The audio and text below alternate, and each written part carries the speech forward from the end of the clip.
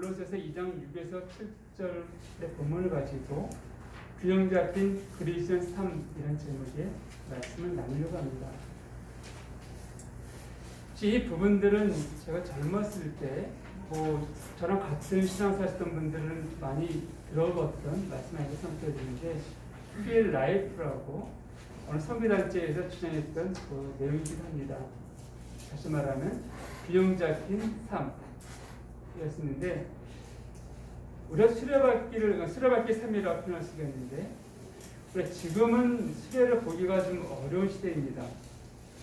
자전거를 바퀴 좀 생각하게 되어지면은 자전거 바퀴에 가운데 축이 있고요. 그리고 살이 있습니다. 그리고 그 살을 감싸고 있는 태가 있습니다. 링이라고 그러는데 이렇게 되어져서 바퀴가 굴러가게 되어 있습니다. 이제 축이 없거나 살이 없거나 링이 없으면은 그 타이어는 굴러갈 수가 없습니다. 그래서 우리가 이것을 스랩을 생각하게 되었지만 가운데 축 그리고 살, 이 살은 여러 가지 있을 수 있겠지만 우리 네 가지에 대해서 좀 살펴보려고요. 그리고 그것으로 말미암아 나타나는 그리스도의 삶에 대해서 잠깐 살펴보려고 합니다. 요한복음 15장 5절을 보게 되었으면 주님 말씀하시기를 이렇게 말씀하고 있습니다. 너희는 내 안에 거하라고 좀 말씀하신 것을 보게 되었습니다. 같이 한번 볼까요? 요한복음 15장 5절을 보면은 나는 포도나무에 너희는 가지니 그가 내 안에 내가 그 안에 거하면 사람이 열매를 많이 맺나니 너희 나를 떠나서는 아무것도 맺을 수 없다는 말하고 있습니다.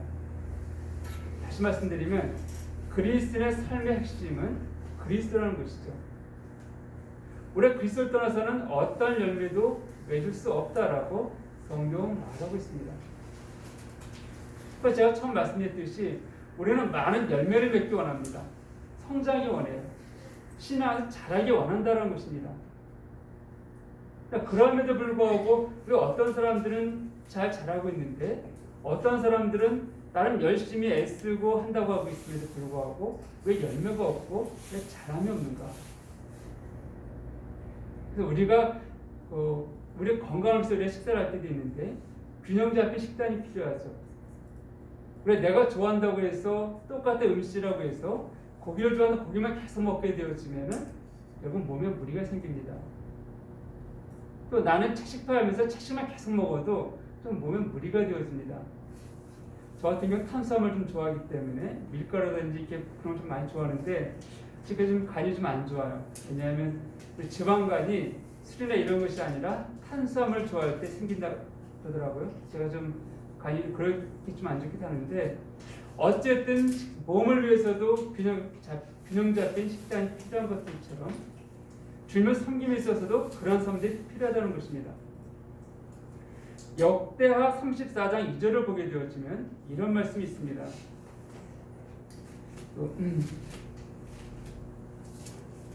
이스라엘의 왕이었던 3장 2절 요시아에 대해서 언급되어 있는데 역대하 34장 2절을 보면 여호와 보시기에 정직하게 행하여 그의 조상 다윗의 길로 걸으며 좌우로 치우치지 아니하였다 이렇게 말하고 있습니다. 요시아가 왕이 올랐을 때 그래 이런 삶을 살았다 성경 말하고 있는 것입니다. 그러니까 우리가 주는 섬김에 있어서도 자루나 우리가 치우치지 아니하고 균형 잡힌 그 삶이 필요하다라고 성경 말하고 있는 것입니다. 자, 그럼 이런 삶을 사는 데 가장 중요한 것은 바로 축이라고 제가 처음 말씀드렸습니다. 핵심적인 부분이에요. 고린도후서 5장 17절은 우리가 잘 알고 있는 말씀입니다. 거기에 보게 되어지면 우리는 그리스도와 새로운 피조물에 되어 있습니다.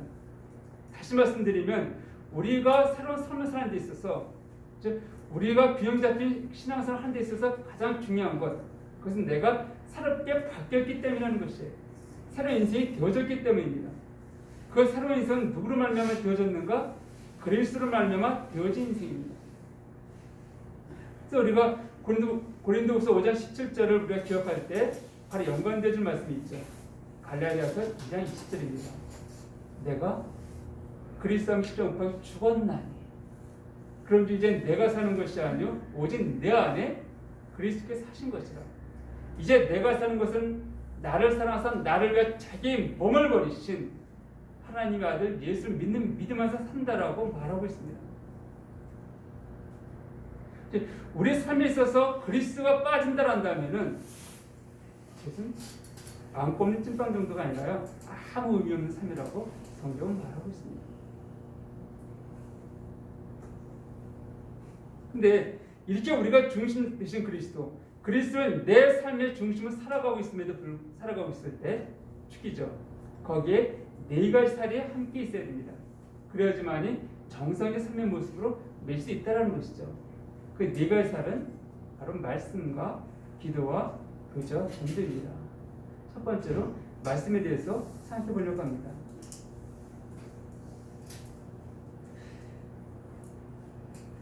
예수님께서 광야에서 시험을 받고 난 다음에 사단이 말을 하죠. 내가 배고프니까는 이 돌을 떡대에 되게 하라. 이스라엘 주님 말씀하시죠. 사람이 떡으로만 사는 것이 아니요 하나님 입에서 나는 모든 말씀을 산다 이렇게 말씀하고 있습니다. 그래서 우리가 이 말씀을 언급할 때 주로 영적 음식이라고 표현할 때가 종종 있습니다. 음식은요 언제 먹습니까? 매일 먹습니다. 매일 먹어요. 뭐 하루에 한 끼를 먹으신 분도 없지 않아 있기도 하고 기본적으로 두 끼, 세 끼를 드시고 있습니다. 이 음식을 먹어야지만이 우리가 정상적으로 활동할 수 있기 때문이에요. 제가 청년회 때 좀 무마가 됐었지만은 금식하러 간 적이 있었습니다. 기도원에 일주일 동안 금식하겠다 올라갔는데 뭐 누가 배운 것도 아닌 금식 기도에 대해서요. 무조건 음식을 먹지 않는 거야. 그래서 물도 마시지 않았습니다. 첫째 날은요 성경을 보는데 너무 잘 보여요. 깨달음이 막 오는 거예요. 야 놀랍다. 요한복음을 보는데 막 말씀들이 막 보이기 시작합니다. 이렇구나 이 말씀들이. 둘째 날 되어지니까는 힘이 없는 거예요. 그래서 앉아서 보다가 조금 옆으로 좀 누워서 보기 시작합니다. 그래도 생겨 보여요. 3일째 되니까는 일어날 기운도 없어요. 물도 안 마시고 있잖아요. 그래서 성경이 이제는 힘이 오기 시작합니다. 그래서 버티다가 그럼 저녁 때 내가 포기하고 음식을 먹고 내려왔던 적이 있습니다. 아직도 후회스러운 게, 야 그때 내가 음식을 좀 먹었고 성경을 봤으면은 더 많은 걸 봤을 텐데라고 생각한 적이 있습니다. 이처럼 음식은요 우리가 하루 뭐 버틸 수 있을 거예요. 그러나 하루 이틀 3일 지나갈수록 음식을 먹기 전에 생각할 수밖에 없습니다. 그리고 정상적인 삶을 살 수 없다는 것이에요. 영적 음식도 마찬가지입니다. 제가 금식하시는 분들이 보통 40일 하시는 분들이 그냥 그들이 아무것도 먹지 않는 것이 아니라 그분들은 물과 소금 또 약간의 미움을 드시면서 40일 정도 하십니다. 그분들이 최소한도로 몸을 이렇게 유지해가면서 하시고 있는데 어쨌든 우리가 일주일에 한 번 말씀 듣는 거로도 버텨나갈 수는 있어요. 여기 양식을 하면서 그냥 버텨나갈 수는 있습니다. 어쩌다 한번 듣는 하나님 말씀 교절 통해서 우리가 버텨날 수 있다는 것이에요. 그러나 그 몸을 건강하게 가꾸기 위해서는 턱없이 부족합니다. 그저 생명만 유지시켜주는 것들이지 내가 그리스도인한 것만 보장해주는 것뿐이지 내가 매일 말씀을 대하지 아니하고 가까이 않는다면은 그의 몸의 건강은 나빠질 수밖에 없으며 그것이 지속되다가는 결국은 생명에까지도 위험에 이르는 것들처럼 영적 양식을 계속 대하지 않고 우리가 지내다가는 우리가 넘을 수밖에 없는 것들이 현실에서의 모습이기도 합니다. 그렇기 때문에 베드로전서 2장 2절을 보게 되어지면 갓난 아이들같이 순전하고 신령한 자도 삼아라. 이는 그런 말미암아 구원에 이르도록 자라게 하려 함이라고 말씀하고 있습니다. 갓난 아기들이요. 그 아이가 태어날 때 배고프면 어떻게 합니까? 계속 빽빽 웁니다. 그 엄마 젖을 물리죠. 그 젖을 먹고 자랍니다. 근데 저는 이 아이들보다도요, 제가 이제 강아지를 어릴 때부터 좋아했고 키우게 했는데 새끼 낳았을 때 보게 되어지면은 강아지들은 빽빽 울질 않습니다. 자기들이 알아서 찾아가는 거예요. 엄마 주세요. 또 저는 모르겠지만 또 젖이 많이 나오는 부위가 있고 젖이 뭐 10개 정도 이렇게 달려있죠. 많이 나온 쪽이 있고 적게 나온 쪽이 있나 봐요. 어쨌든 주로 가슴 쪽에 있는 젖으로 몰려 들어갑니다. 서로 싸워요. 그럼 물고 놓지 않습니다. 왜? 많이 먹어야지 자기가 빨리 자랄 수 있기 때문에 그렇습니다.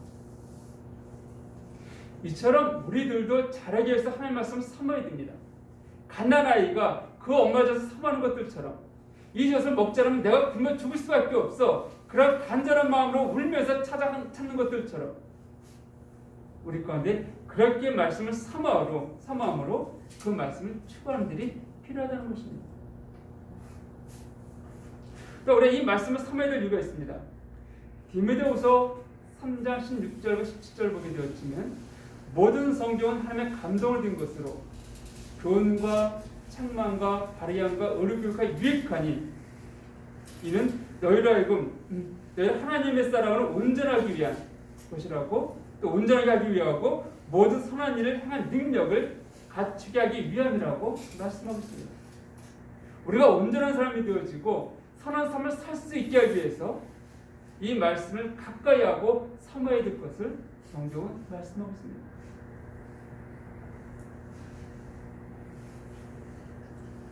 무엇보다도요, 우리가 뭐 주님 믿고 따라간다들이 하지만은 우리가 우리의 삶 가운데에서도 행복하고 형통하고 이런 삶을 살기 원하지 않습니까? 뭐 주님께서 고난을 주실 때가 있습니다. 근데 고난을 통하여서 주님을 경험하고 배울 때가 없지 않아 있습니다. 제가 늘 말씀드리지만 내가 고난을 주십시오라고 기도하진 않지만은 그 고난을 받을 때 내가 감사함으로 마음을 지키면서 내가 섬기겠습니다. 순종하겠습니다. 이런 고백들은 한다라고 말씀드렸는데 그럼에도 불구하고 고난보다는 평등한 삶을 더 원하고 있습니다. 여호수아 1장 8절 말씀을 보게 되었지만 우리가 암송했던 것이죠. 이 율법책을 주야는 네 입을 떠나지 말게 하면 묵상하여 그 가운데 기록한 것을 다 지켜 행하라. 그리하면 네 길이 평등할 것이요 라고 지금 말씀하고 있습니다. 하나님의 말씀을 가까이 하고 그 말씀을 묵상하고 그 말씀을 따라 행할 때 우리 삶 가운데 평통함이 주어진다라고 성경은 말하고 있습니다. 그러니까 우리가 하나님의 말씀을 가까이 될 이유가 바로 이런 부분들이에요. 우리가 자라나기 위함이고 선한 일을 행하기 위함이고 우리 삶 가운데 고난이 아니라 더 큰 은혜를 경험을 통하여서 더 많은 열매를 맺게 하기 위해서 우리는 말씀을 가까이 둔다라고 말하고 있습니다. 말씀을 가까이 하면 곧 주님을 가까이 하는 것이죠. 말씀에 육신이 단립해서 오신 것이 주님이 되었습니다.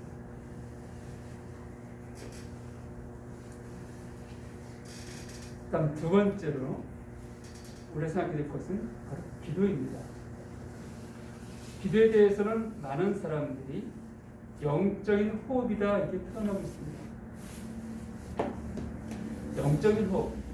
자, 그렇다면 우리가 밥은요 하루에 3끼, 뭐 적으면 2끼, 1끼 정도 먹는다 그랬지만 영적 호흡은 우리가 몇 번 정도 하십니까? 아마 호흡을 몰아서 하시는 분들은 안 계실 겁니다. 1시간 동안 호흡했다가 힘드니까 1시간 동안 안 하겠어 나는. 그럼 멈췄다가 또 몰아서 그냥 한 2시간까지 허벅대고 있다가 한 2시간이 귀찮으니까 안 하고 이러신 분은 안 계실 거예요. 호흡은 수시로 그냥 하게 되어집니다.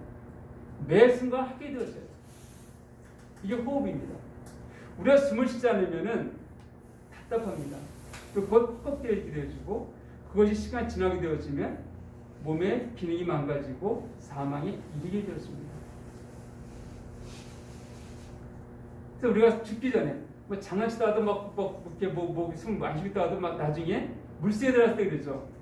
막 참고 있다가 나중에 허시되면서 막 그냥 나올 때가 있습니다. 우리가 주님과 가까이 하지 않다가도 정말 힘들고 고난 가운데 있을 때 주님 살려주십시오라고 외치는 것과 똑같다는 것이에요. 평생 그걸 찾지도 않고 기도하지도 않고 하다가 정말 힘들고 어렵고 하니까는 그때서야 물속에 있다가 나오는 것들처럼 주님 정말 살려달라고 외치는 사람을 간혹 볼 때가 있는데 그러기 전에 이 기도는 영적 호흡입니다. 수시로 아무 때나 행해야 될 것을 성경은 말하고 있습니다. 그러니까 성경은 이렇게 말하고 있죠. 구하라. 그럼 너에게 주실 것이요. 내 기도를 하시면 구하라는 거예요. 주시기 위해서요. 찾으라. 그럼 찾게 하시겠다는 것입니다. 두드려라. 그럼 열리게 하시겠다는 거예요. 구하는 이가 구하는 이마다 찾을 것이요. 찾는 이가 얻을 것이요. 두드리는 이에게 열릴 것이라고 마태복음 7장 7절과 8절에 되어 있는데 그렇습니다. 그런데요. 이 기도를 할 때 우리가 기도에도 단계가 있습니다. 성수의 종교에 따라 다르다는 것이에요. 우리가 일반적으로 기도할 때 가장 기본적으로 주님 만났을 때 우리가 이제 그 다음 하는 기도들이 있습니다. 그 기도가 무엇인가 하면은 주로 구하는 기도예요. 마태복음 7장 7절의 것처럼 주님 이것도 주십시오. 저것도 주십시오. 이것도 필요하고 저것도 필요합니다. 그리고 조금 눈이 띄게 되어지면은 내가 너무 나를 위해서 구했구나 라고 하면서 다른 사람에서 기도하기 시작합니다. 아니 저 형제를 위해서 또 이 자매를 위해서 또 이 교회를 위해서 나라를 위해서 좀 기도하기 시작합니다. 근데 이때의 기도는요 주로 구하는 기도입니다. 이런 일이 있으니까 이렇게 좀 해주시고 저렇게 좀 해주시고 이런 기도예요. 이런 필요해서 이런 걸 공급해 주십시오. 채워주십시오. 아픈 사람 병을 낫게 해주시고 또 경제적 어려운 사람은 경제적 어려움 채워지게 하시고 또 직장 걸리면 직장을 구하게 해주시고 이런 기도가 가장 기본적인 기도입니다. 아마 이런 기도는 많이 경험하시고 있고 많이 하시리라고 여기습니다. 저희 스물은 마찬가지입니다. 근데 그 다음 기도가 있습니다. 그것은 이제는 무조건 주십시오 이런 기도가 아니라 하나님께서 무슨 뜻이 있는지 하나님께서 뭘 원하시는지를 그걸 뜻을 구하고 뜻을 알고자 하는 기도입니다. 주님의 가르치신 기도에 보아도 뜻이 하늘에서 이루어진 것 같이 땅에서 이루어지다라고 말씀하고 있습니다. 그러니까 주님의 뜻이 무엇인지 알고 그 뜻에 맞게 하는 기도예요. 무조건적으로 이것 주시고 저것도 주시고 이 사람 병 고치고 저 사람 병 고치고 이런 기도에서 더 나아가 이제 내게 당하는 일들이 또 그에게 있었던 그 일들이 하나님께서 무엇을 계획하기 위해서 어떻게 영광받기 원해서 그러시는지 그럼 내가 어떻게 이걸 기도하기 원하십니까? 라고 물어보면서 그의 뜻을 구하고 찾는 그런 기도가 그 다음의 기도입니다. 한 발짝 더 나간 기도이죠. 그리고 마지막 기도가 있습니다. 이것은 인격적인 대화라고 합니다. 그러니까 무엇을 그냥 뜻을 구하고 이런 것이 아니라 그냥 그분과 자연스럽게 함께하는 그 시간들이에요. 그의 시간들입니다. 마치 자녀가 있을 때는요. 어린아이 때는 지금 유미나 일주 때는 어떻게 하냐면 아빠 뭐 사주세요. 엄마 뭐 이거밖에 없습니다. 아빠가 나를 위해서 어떤 계획을 갖고 있고 엄마가 어떤 계획을 들고 나를 이끌어 왔는지 여기를 데리고 왔는지 뭐 마트에 갔다고 합시다. 엄마는 아빠가 왜 마트에 데리고 왔는지 생각이 없어요. 단지 내가 필요한 것들만 구하고 요구하게 되었습니다. 근데 이제 이 아이가 지금 커지게 되어집니다. 강민이 이상 또 저희 애들 이상 정도 되어지면은 그때는 아버지가 왜 이렇게 하시지? 갑자기 뜬금없이 마트에 가자 그러지? 뭘 말씀하면 이게 무슨 뜻이지? 이제 그것들 생각하기 시작합니다. 질문을 하게 되어지고 아버지가 정말 원하시는 게 무엇인지 그건 마음에 알려고 조금씩 생각합니다. 이해를 한다는 것이에요. 그 다음에 인격적인 대화가 되어지면 이제는 아버지와 함께 대화를 하기 시작합니다. 교제를 하는 거예요. 예를 들어서 아까 한영님이 이사에 대해 얘기했지만은 같이 있을 때 우리가 이사하기 원하는데 의견을 물어봐요. 우리가 지금 이런 상황을 이렇게 이사하는 네 생각은 어떠니? 그래 가게 되어지면 이런 장점도 있고 이런 단점도 있는데 집이 지금 2군데 3군데 나와 있는데 이 집에 이런 장단점이 있고 여기 이런 장단점이 있고 네가 가기 어느 쪽이 너한테 좋을 거 아니야? 이렇게 의견을 물어보고 대화를 하게 되어지는 거예요. 이게 세 번째입니다. 근데 여기서요 더 중요한 게 있습니다. 이제 인격적인 기도가 되어질 때는요 자녀하고 부모하고요. 그냥 벽시를 갖춰놓고 대화하지는 않습니다. 제가 가끔 그런 표현할 때가 있는데 하나님께 좀 제 불편한 마음도 그냥 표현할 때가 있어요. 무슨 말인가 하면요, 제 아들이 저랑 얘기할 때하고 아마 선생님 얘기할 때도 다릅니다.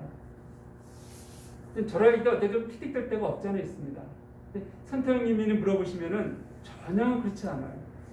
순자매 역시 마찬가지입니다. 순자매이 선생님과 대화할 때는 굉장히 틱틱될 때가 있을 거예요. 근데 저랑 할 때는 굉장히 공정하게 대화합니다. 왜 그럴까요? 친밀감입니다. 아버지와 자녀의 그 친밀감입니다. 그러니까 친밀하니까는 그냥 이렇게 해도 다 받아주거든요. 이해해주거든요. 원래 그게 또 우리의 자녀의 모습이잖아요. 저 역시도 제 부모한테 그랬습니다. 화를 낸 적도 있었어요. 짜증낸 적도 있었고. 이것은 제가 그 부모가 내가 화를 내면은 우리 관계가 깨어진다? 이런 상황이 들면 절대 화를 낼 수가 없죠. 짜증을 낼 수가 없죠. 그러나 내가 어떤 얘기를 한다 하더라도 내 부모는 다 나를 받아준다는 이 전제가 되어지기 때문에 제 마음에 대해 이렇게 가감 없이 표현할 수 있었습니다. 물론 그런 표현들이 다 옳았다는 것은 아니에요. 옳은 것은 아님에도 불구하고 때로는 제 마음을 솔직하게 감추지 않고 나아갈 수 있는 것. 왜요? 그분이 누군지 알기 때문에 그렇습니다. 그분이 이웃집 아저씨가 아니라 단순히 몸의 형님이 아니라 내 아버지이기 때문에 나의 모든 것들을 그냥 서스럼 없이 표현할 수 있는 그 분이라 여겼기 때문에 향하는 것이에요. 여러분들 하나님을 너무 멀리 있고 두려움만 대하기를 원치 않습니다. 우리 부모에게 대하잖아요. 친할수록 우리가 더 가깝게 대하잖아요.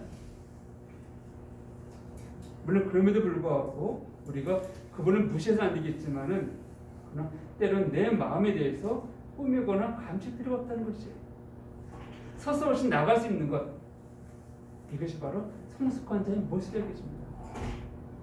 그리고 그 정도 성숙하게 되어지면요, 아마 제 아이가 나중에 10년 정도 지나고 20년이 지나서 아이를 낳고 가정이 가지고 아이를 키우게 되어지면은 그때는 그렇게 하지 않을 것입니다. 지금 예전에 틱틱된다 했었는데 그런 표현 쓰지 않을 거예요. 왜냐하면 그만큼 자신도 더 성숙해졌다는 것입니다. 그래서 제가 이렇게 말씀드린 것은 어쨌든 하나님에 대해서 우리의 관계가 어떤 관계인가 이거에 따라서 그분과 신뢰 관계에 따라서 우리의 기도가 단순하게 그분은 내 기대에 응답해 주시는 분, 그래서 구하는 것에 멈출 때가 있고 조금 내가 자랐기 때문에 아버지의 뜻이 무엇인가 좀 생각하는 이런 성숙의 개념이 관계가 있고요. 다음은 하나님과 나의 관계가 너무 밀착되어 있기 때문에 나의 추함도 그냥 껄낌 없이 얘기하고 표현할 수 있는 그런 관계. 기도에 이런 단계가 있다라고 여겨집니다. 어쨌든 하나님은 나 있는 모습 그대로 받아주시는 분을 염두에 두시고 여러분이 그분을 만나는 것들 꺼려하지 마십시오. 수시로 그냥 대화하시면 되죠. 호흡은 멈추지 않고 하는 것들처럼 기도 역시 마찬가지입니다. 데살로니가전서 5장 17절에 보게 되었으면 쉬지 말고 기도하라고 성경은 말하고 있습니다.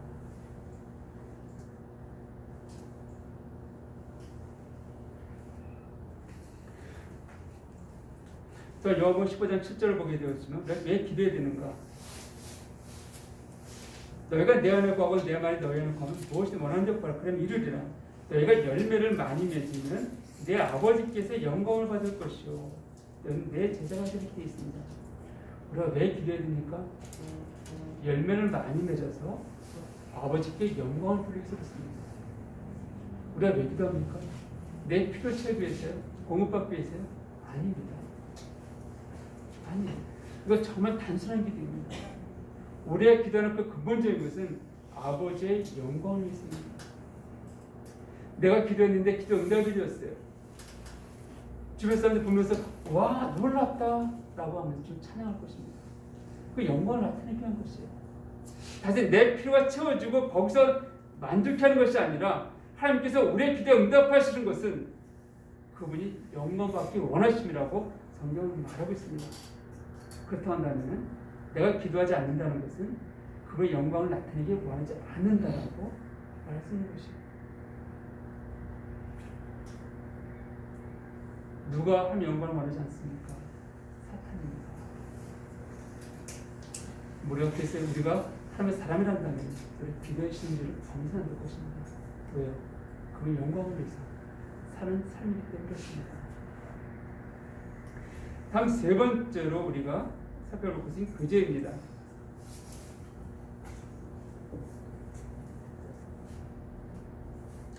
교제는 말씀은 음식이라 할 수 없고 기도는 호흡이라 되어 있는데 이 교제는 휴식이다라고 말씀드렸습니다.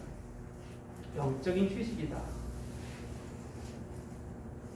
제가 얼마 전에 그 밴드 올림픽에도 언급했지만 어느 형님을 오랜만에 만나러 갈 때 생각만 해도 제 마음 가운데 기쁨이 되어지고 막 흥분이 되었다라고 표현을 썼었는데 정말 그랬습니다. 그리고 함께 만나 교제했을 때 정말 이게 너무 감사가 되어지고 힘이 되어지고요. 돌아왔던 적이 있습니다. 즉 이렇게 오랜만에 만나는 분들과 우리 교제도 정말 힘이 되어지고 또 여러분을 만나 교제할 때도 마찬가지입니다. 뭐 이런 필수 뭐하지만은 그냥 이렇게 예배 가운데 말씀 전하고 이렇게 만나는 것하고 또 다르게 따로 개인적으로 몇 명이 만나 교제할 때 그 오는 그 기쁨들, 그 즐거움들, 그 제 영혼을 굉장히 풍성하게 만듭니다. 물론 교제라고 만났을 때 교제 장소이니까는 꼭 어떤 특정한 주제가 있지 않아도요. 좀 제가 좀 더 말을 많이 할 수도 있고 또 들을 수도 있습니다. 그건 중요하지가 않아요. 그러니까 우리가 함께 주면 나눈다는 그 시간 그 자체가 제 안에 기쁨이 되어지고 감사가 되어지고 힘이 되어지는 것들을 기억할 수가 있습니다. 또 제 영혼이 많이 낙담되어지고 지쳐 있을 때에도 함께한 지체들을 만나거나 형제들을 만나 교제할 때 그들이 제 문제를 알지 못한 상황 가운데 있다 할지라도 그냥 주님을 나누다 보면은 제 안에 기쁨이 되어지고 회복되어지면서 힘이 나는 것들을 고백할 수가 있습니다. 근데 교제는요 휴식이라는 것이에요. 바쁘게 막 달려갔던 그 삶 가운데에서 잠깐의 쉼의 시간, 재충전 시간들이 이 교제 시간이라고 말씀드릴 수 있습니다. 마태복음 18장 20절을 보게 되었지만 두세 사람이 내 이름으로 모인 곳에는 나도 그들 중에 있다라고 주님 말씀하고 있습니다.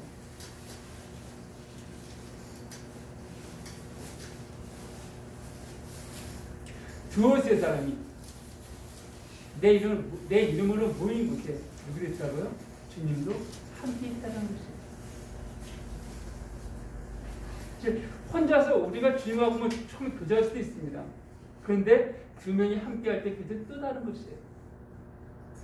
즉 우리가 신뢰하다 한다면은 주님께서 하신 것들을 바로바로 지통계시라고 하고 물론 이 지통계시를 인정하지 않지만은 그런 사람들이 있기 때문에 말씀드리는데 어떤 우리가 신뢰하다 한다면은 영적으로 막 할지도 모르겠어요. 근데 많은 경우는 우리가 사람을 통해서 우리의 마음이 위로받기 원하고 사람들이 격려받기 원할 때가 없지 않아 있습니다. 근데 그가 믿음의 형제, 믿음의 자매라 한다면 그를 통하여 주님 또 많은 경우 제게 말씀하신 것들을 들을 수가 있습니다.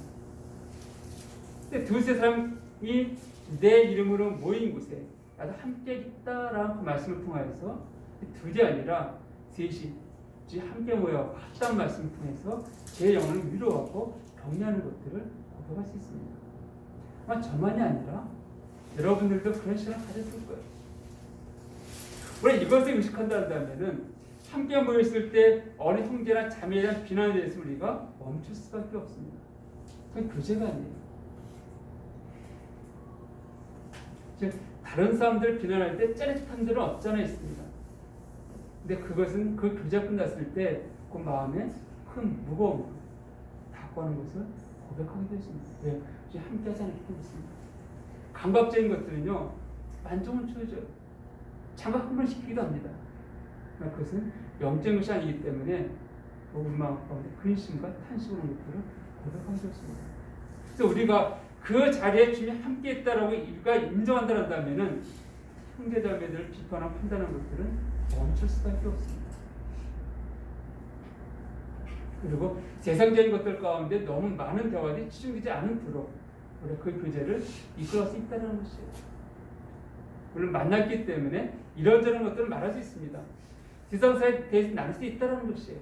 그러니까 그것이 세상적인 관점이 아니라 주님의 관점에서 그것들을 보고 나누게 되어지는 이런 차이를 통하여서 우리 교제는 더 깊어지고 풍성해지고 그런 교제를 마쳤을 때 뭐 땅에 대한 투자에 대한 좋은 정보가 어떤 이런 개념이 아니라 이런 것을 만족이 아니라 정말 주님께서 함께 하시고 있구나는 이걸 통해서 우리는 만족과 기쁨을 경험하게 되십니다. 네, 그때 11서 10장 24절 25절을 보게 되어지면 서로 돌아보아 사랑과 선을 격려하며 모일 어떤 자들의 습관같이 하지 말라고 말씀하고 있습니다. 지금 이 시대를 좀 보면서 코로나 때문에 우리가 어려웠고 있습니다. 모이기가 참 어려워요. 모이기가 어렵다 보니까는 함께 모여서 사랑과 선을 격려할 수 있는 시간들이 제한된 것들을 고백할 수밖에 없습니다. 작년에 이 코로나가 터지고 국가에서 모이지 못하는 것들을 했을 때 좀 모임을 모여야 되고 강력하게 요구하는 글을 쓴 적이 있습니다. 또 어느 분이 그러시더라고요. 그건 모이지 않으면 잘못된 것이냐? 그것이 아니다. 그 개념이 아니라 우리가 모여야 됨에도 불구하고 모이지 못할 수는 있습니다. 우리가 원한다 하더라도 뭐 죄송한 표현이지만 만약에 우리 지금 여기 모였는데 확진자 생겼습니다. 그럼 다음 주에 모일 수가 없어요. 폐쇄되기 때문에 모이고 싶어도 그렇습니다. 근데 이런 개념하고 코로나 생겼으니까 당연히 모이지 않아도 돼. 줌을 하면 돼. 영상을 하면 돼. 굳이 우리가 매주 모여서 왜 모여야 돼 우리가? 영상하면 다 되어지는데 이것하고는 차이가 있다는 것입니다. 차이가 있는 것입니다. 모여야 됨에도 불구하고 모이지 못한 상황과 당연히 모이지 않는 게 옳다는 것과는 큰 차이가 있습니다. 우리가 지난주에도 그게 성탄에서 있었지만 많은 분들이 섬겨 주셨어요. 너무 감사합니다. 그분들이 여력이 많으신 분이 아님에도 불구하고 나름 떡과 과일과 닭을 준비해 오셔서 굉장히 풍성했습니다. 오늘도 또 그런 풍성함이 준비되어 있습니다. 너무 감사해요. 우리가 함께 모이기 때문에 성경의 사랑을 경험하게 되어집니다. 성경을 우리가 받게 되어지는 거예요. 사랑이 무엇인지 배우게 되어지고 경험하게 되어지고 나누게 되어집니다. 근데 만약에 지난주에 우리 함께 모이지 않고 영상을 모였다면 오늘 함께 모이지 않고 영상을 모였다면 그런 사랑과 그런 섬김은 어디서 배울까요? 그런 격려는 어디서 경험할 수 있냐는 것이에요. 성경은 사랑과 선을 격려라 말하고 있는데 모이지 않고서 어떻게 그런 경험할 수 있냐는 것이에요. 그렇기 때문에 성경은 모여서 주님을 섬기고 합니다. 언젠가도 말씀드렸지만 단순하게 구원을 위한 것이란다면 하나님은 교회를 굳이 허락하지 않으셨습니다. 우리가 구원받고 전도하기 위한 것 교회를 모이지 않고 전도할 수 있습니다. 성령이 임하시면 전도라고 되어 있지 교회는 모여서 전도하라 이렇게 말씀하셨잖아요. 그러니까 교회는 전도와 상관이 없이 허락하신 것입니다. 무엇을 위해서요? 바로 사랑과 선행, 섬김을 위해서 주님을 인격적으로 배우고 경험하고 자라나게 하기 위해서 교회를 허락하셨고 거기에 다양한 은사들을 주셨다라고 에베소서에 말씀하는 것입니다. 이것은 모이지 않고서는 경험할 수 없는 것이에요. 그런데도 마침 모이지 않고 영성하면 다 되어진다라는 것들은 잘못된 것입니다.